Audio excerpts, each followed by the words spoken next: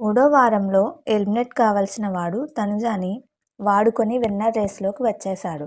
భరణి సంచలన వ్యాఖ్యలు. Big Boss Telugu 9 రసవత్తర ఫినాలేకి రెడీ అవుతుంది. డిసెంబర్ 21న బిగ్ బాస్ గ్రాండ్ ఫినాలే జరగనుంది. ప్రస్తుతం హౌస్లో తనుజ, సంజన, ఇమాన్యుయల్, దిమాన్ పవన్, కళ్యాణ్ పడాల టాప్ 5 సభ్యులుగా ఉన్నారు. విన్నర్ రేస్లో తనుజ, కళ్యాణ్, ఇమాన్యుయల్ ఉన్నట్లు తెలుస్తుంది. విజేత ఎవరనేది మాత్రం చివరి వరకు సస్పెన్స్ అనే చెప్పాలి. కానీ తనుజ అభిమానులు, కళ్యాణ్ అభిమానులు ఎవరికి వారు తమ ఫేవరెట్ కంటెస్టెంట్ విజేత అని అంటున్నారు.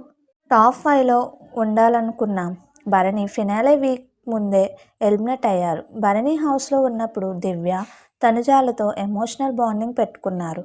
అదే అతడికి మైనస్గా మారింది అనే అభిప్రాయాలు కూడా ఉన్నాయి. ఎలిమినేట్ అయ్యాక కూడా భరణికి మరో ఛాన్స్ వచ్చింది. రెండవ ఛాన్స్ని ఉపయోగించుకునేందుకు భరణి ట్రై చేశాడు. కానీ టాప్ 5లోకి వెళ్లడం సాధ్యం కాలేదు. రీసెంట్గా ఓ ఇంటర్వ్యూలో భరణి విన్నర్ రేస్లో ఉన్న ఓ కంటెస్టెంట్ గురించి సంచలన వ్యాఖ్యలు చేశారు. భరణి కామెంట్ చేసింది కళ్యాణ్ గురించే. భరణి మాట్లాడుతూ, కళ్యాణ్ థర్డ్ వీక్లోనే ఎలిమినేట్ కావాల్సింది. ప్రియా కాస్త బెటర్గా గేమ్ ఆడి ఉన్న కళ్యాణ్ ఎలిమినేట్ అయ్యేవాడు. తొలి 3 వారాల్లో కళ్యాణ్ గేమ్ నిల్ అసలు కనిపించింది లేదు. ఎలిమినేషన్ గండం నుంచి తప్పించుకున్న తర్వాత కళ్యాణ్ నాతో పర్సనల్గా మాట్లాడాడు. గేమ్ ఎలా ఆడాలో, ఎలాంటి స్ట్రాటజీ ఉపయోగించాలో అర్థం కావడం లేదని అడిగాడు.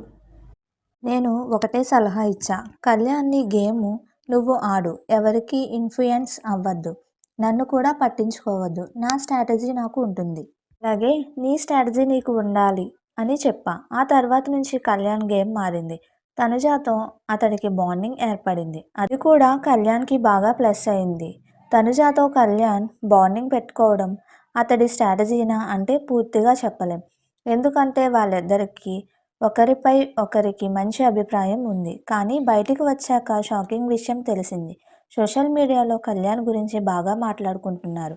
కళ్యాణ్ వెనుక ఎవరైనా ఉన్నారా, అది PR స్ట్రాటజీ అనేది నాకు తెలియదు. మొత్తంగా కళ్యాణ్ విన్నర్ రేస్లోకి వచ్చాడు అని భరణి అన్నాడు.